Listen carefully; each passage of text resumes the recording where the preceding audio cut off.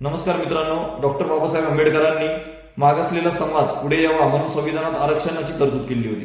ही तरतूद काही कालावधीसाठी होती. त्यानंतर तो समाज किती पुढे आला किंवा त्या समाजाची काय परिस्थिती आहे याची पाहणी करून पुढे मुदतवाढ द्यायला हवी होती. 10 वर्ष मुदतवाढ दिल्यानंतर त्यामध्ये काय सुधारणा झाल्या, किती समाज पुढे आला, हे सर्व पाहिलं गेलं पाहिजे होतं. प्रत्येक राज्यकर्त्याने मतदानाच्या राजकारणापायी 10 वर्ष त्यामध्ये मुदतवाढ दिली.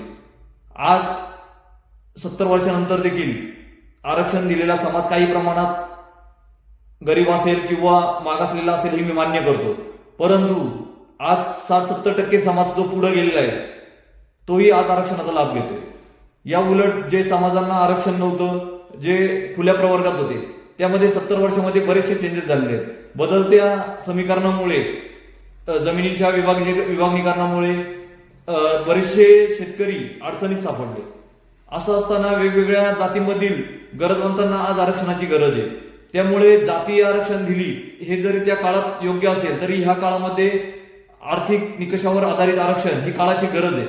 आणि केंद्र शासनाने हे ओळखून जातीय आरक्षण कमी करून प्रत्येक धर्मातील जात कोणतीही असो त्या जातीतील गरजवंतांना आरक्षण देण्यासाठी कायदेमंडळामध्ये संविधान दुरुस्ती करणे आवश्यक आहे. स्वातंत्र्यपूर्व काळापेक्षा आज भारतात परिस्थिती वेगळी आहे. आज सर्व समाज एकोप्याने नांदत आहे. जरी समाजात थोडेफार वाद असतील तरी पण आज आंतरजातीय विवाह होत आहेत. प्रत्येक धर्मातले मित्र आहेत, आपापसात संबंध आहेत.